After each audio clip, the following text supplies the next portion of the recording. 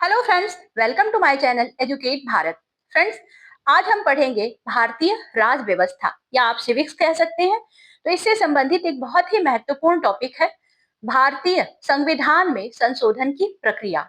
ये जो टॉपिक है फ्रेंड्स, इससे 2 या 3 नंबर के क्वेश्चन सीटेट में पूछ ही लेता है और अदर एग्जाम्स में भी मैंने देखा है बहुत सारे क्वेश्चन पूछे जाते हैं। तो इसी से संबंधित एक 25 क्वेश्चंस का मैंने सेट बनाया है जो आपके लिए बहुत ही महत्वपूर्ण है। क्वेश्चंस को मैंने बहुत ही ट्रिकी रखने का प्रयास किया है जिससे आपको थोड़ा सा घुमा करके भी अगर क्वेश्चन पूछता है तो आपको कोई भी मुश्किल ना आए। तो चलिए हम शुरू करते हैं। इस तरह के प्रैक्टिस सेट को सॉल्व करते रहिए, आपका काम आसान हो जाएगा और आप एग्जाम में अच्छा स्कोर कर सकेंगे। भारतीय संविधान में संशोधन की प्रक्रिया का उल्लेख किस अनुच्छेद में किया गया है? ए अनुच्छेद 352, बी अनुच्छेद 360, सी अनुच्छेद 368, डी अनुच्छेद 370। संविधान में संशोधन की संपूर्ण प्रक्रिया जो है अनुच्छेद 362 में दी गई है। इसी अनुच्छेद के अंतर्गत यह बताया गया है कि संविधान में परिवर्तन कैसे और किस सीमा तक किया जा सकता है। ऑप्शन नंबर सी सही है। निम्न में से कौन सा संविधान का भाग साधारण बहुमत से संशोधित किया जा सकता है? ए मौलिक अधिकार, बी संघ और राज्य संबंध, सी नए राज्यों का गठन, डी न्यायपालिका की शक्ति। नए राज्यों का गठन, नाम परिवर्तन आदि अनुच्छेद 3 के अंतर्गत आते हैं। ऑप्शन नंबर सी सही है और साथ ही साथ इन्हें बहुत ही साधारण बहुमत से बदला जा सकता है। विशेष बहुमत से संशोधन का सही अर्थ क्या है? ए उपस्थित सदस्यों का बहुमत, बी कुल सदस्यों का बहुमत, सी कुल सदस्य संख्या का बहुमत, उपस्थित सदस्यों का बहुमत का 2/3 बहुमत और लास्ट में है डी राष्ट्रपति की स्वीकृति।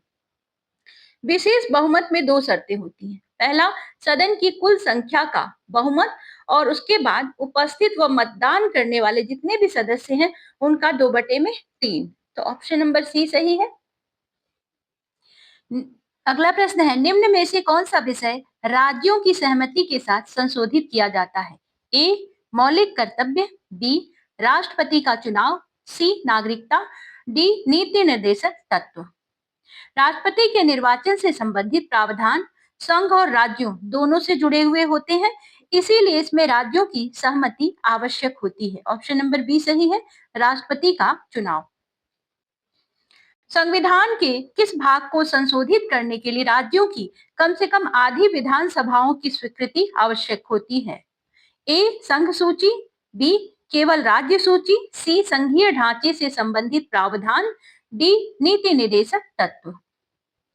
संघीय ढांचे से जुड़े हुए जो विषय होते हैं, राज्यपाल, उच्च न्यायालय, राष्ट्रपति का चुनाव, इनमें राज्यों की सहमति भी आवश्यक होती है। ऑप्शन नंबर सी सही है, संघीय ढांचे से संबंधित प्रावधान। मौलिक अधिकारों में संशोधन किस प्रकार से के बहुमत से होता है? साधारण बहुमत, बी विशेष बहुमत, सी जनमत संग्रह, डी राज्यों की सहमति। मौलिक अधिकार जो है ये संविधान का भाग होते हैं और इनके संशोधन के लिए विशेष बहुमत की जरूरत पड़ती है। किस निर्णय में मूल संरचना सिद्धांत प्रतिपादित किया गया? ए गोलकनाथवाद, केशवानंद भारतीवाद और सी है मिनर्वा मिल्स वाद, डी शंकरी प्रसाद वाद। 1973 में केशवानंद भारती मामले में सर्वोच्च न्यायालय ने कहा कि संसद संविधान की मूल संरचना को नष्ट नहीं कर सकती है किसी भी तरह का कानून बना करके। ऑप्शन नंबर बी सही है, केशवानंद भारती वाद। मूल संरचना सिद्धांत का आशय क्या है? बार बार मूल संरचना की बात आ रही है, तो इस सिद्धांत के अनुसार होता क्या है कि संसद संशोधन कर सकती है लेकिन संविधान की मूल आत्मा या ढांचे को पूरी तरह से बदल नहीं सकती है। संविधान की कुछ मूल विशेषताएं पूरी तरह से अपरिवर्तनीय हैं। निम्न में से कौन सा संविधान की मूल संरचना का भाग माना गया है? ए आपातकाल, बी संघीय व्यवस्था, सी नागरिकता, डी भाषा नीति। तो अभी बात हमने की थी इस पर, संघीय व्यवस्था को सर्वोच्च न्यायालय ने संविधान की मूल संरचना का हिस्सा माना है। संविधान संशोधन विधेयक की शुरुआत कहाँ से हो सकती है? तो अगर संविधान में संशोधन करना है तो ये विधेयक संसद के किसी भी सदन में प्रस्तुत किया जा सकता है। ऑप्शन नंबर सी सही है।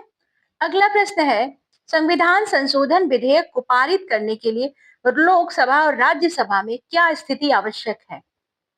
तो संविधान संशोधन विधेयक को संसद के दोनों सदनों में अलग अलग पारित करना जरूरी होता है। इसमें संयुक्त बैठक का कोई प्रावधान नहीं है और दोनों सदनों में विशेष बहुमत चाहिए। ऑप्शन नंबर डी सही है।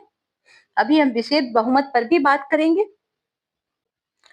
यदि कोई संविधान संशोधन विधेयक राज्यसभा में अस्वीकृत हो जाए तो क्या होगा? फ्रेंड्स, ये क्वेश्चन बार बार पूछा गया है, कई एग्जाम्स में मैंने इस क्वेश्चन को देखा है, बहुत ही इंपॉर्टेंट क्वेश्चन, इसको याद कर लीजिएगा। तो अस्वीकृत हो जाए तो क्या होगा? राष्ट्रपति निर्णय लेंगे, बी संयुक्त बैठक होगी, सी विधेयक असफल माना जाएगा, डी लोकसभा पुनः पारित करेगी। संविधान संशोधन विधेयक के लिए दोनों सदनों की स्वीकृति अनिवार्य है। राज्यसभा द्वारा स्वीकृति पर विधेयक समाप्त हो जाता है। ऑप्शन नंबर सी सही है। विधेयक असफल माना जाता है। संविधान के किस भाग को साधारण बहुमत से संशोधित किया जा सकता है? तो अभी बात हमने इस पर की भी थी। नए राज्यों का गठन, नाम परिवर्तन, यदि किसी राज्य का नाम बदलना है आदि अनुच्छेद 3 के अंतर्गत आते हैं और इन्हें साधारण बहुमत से भी बदला जा सकता है।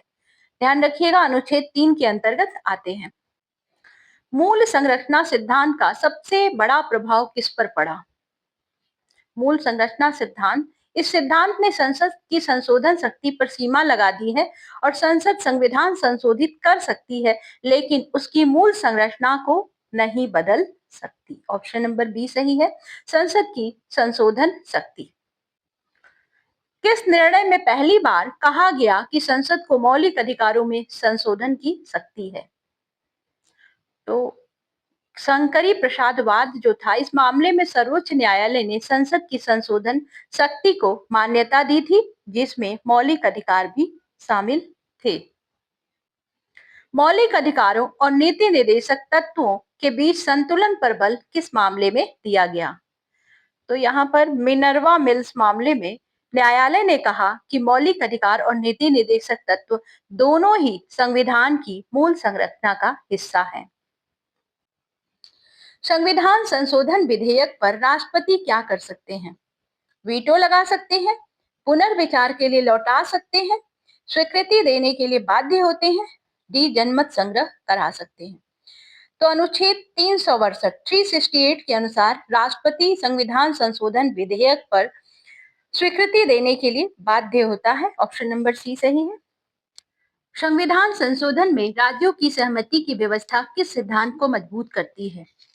तो कुछ संविधान संशोधनों में राज्यों की सहमति आवश्यक होती है पूरी तरह से। यह व्यवस्था केंद्र और राज्यों के बीच शक्ति संतुलन को बनाए रखने के लिए की गई है जो संघीय व्यवस्था का मूल आधार भी है। ऑप्शन नंबर ए सही है, संघीय सिद्धांत। राष्ट्रपति के निर्वाचन से संबंधित संविधान संशोधन के लिए किसकी सहमति आवश्यक होती है? तो राष्ट्रपति के निर्वाचन में केंद्र और राज्य दोनों की भागीदारी होती है, इसीलिए इस विषय से जुड़े संशोधन में आधे से अधिक राज्यों की सहमति आवश्यक होती है। ऑप्शन नंबर बी सही है। भारतीय संविधान को आंशिक रूप से कठोर क्यों माना जाता है? इसका कारण यह है कि कई प्रावधानों को संशोधित करने के लिए, संविधान के कई प्रावधान ऐसे हैं जिनको संशोधित करने के लिए विशेष बहुमत और कभी-कभी राज्यों की सहमति भी चाहिए। इसी कारण इसको कहा जाता है कि भारतीय संविधान पूरी तरह लचीला नहीं है क्योंकि कुछ संशोधन विशेष बहुमत से पारित होते हैं। यदि कोई संविधान संशोधन मूल संरचना का उल्लंघन करता है तो अंतिम निर्णय कौन देगा? ये बहुत ही महत्वपूर्ण प्रश्न है फ्रेंड्स। अंतिम निर्णय कौन देगा? मूल संरचना सिद्धांत का संरक्षण करने का काम करता है सर्वोच्च न्यायालय। यदि कोई संशोधन इस सिद्धांत के विरुद्ध पाया जाता है तो न्यायालय इसे अमान्य घोषित कर सकता है। ऑप्शन नंबर डी सही है, सर्वोच्च न्यायालय। संविधान संशोधन विधेयक पर राष्ट्रपति की भूमिका क्या होती है? अनुच्छेद 368 के अनुसार राष्ट्रपति संविधान संशोधन विधेयक पर न तो वीटो लगा सकता है और न ही इसे लौटाकर भेज सकते हैं। उन्हें इस पर स्वीकृति देनी ही पड़ती है। स्वीकृति देने के लिए बाध्य होते हैं। मूल संरचना सिद्धांत ने संसद की किस शक्ति पर रोक लगाई? तो इस सिद्धांत के अनुसार संसद संविधान में संशोधन कर सकती है, लेकिन उसकी मूल संरचना को नष्ट नहीं कर सकती। इससे संसद की असीमित शक्ति पर रोक लगी है। संविधान संशोधन की न्यायिक समीक्षा के अधीन रखने का मुख्य उद्देश्य क्या है? न्यायिक समीक्षा यह सुनिश्चित करती है कि कोई भी संशोधन संविधान की मूल भावना और ढांचे के विरुद्ध न हो। इससे हमारा संविधान सर्वोच्च बना रहता है। संविधान की सर्वोच्चता बनाए रखना। भारतीय संविधान संशोधन प्रक्रिया का सबसे सही निष्कर्ष क्या है? संसद सर्वोच्च है, बी न्यायपालिका सर्वोच्च है, सी राज्य सर्वोच्च है, डी शक्ति संतुलन बना हुआ है। संविधान संशोधन प्रक्रिया संसद, राज्यों और न्यायपालिका के बीच संतुलन को स्थापित करती है और इसी संतुलन से भारतीय लोकतंत्र स्थिर बना हुआ है आज तक या बना रहता है। तो शक्ति संतुलन बना हुआ है।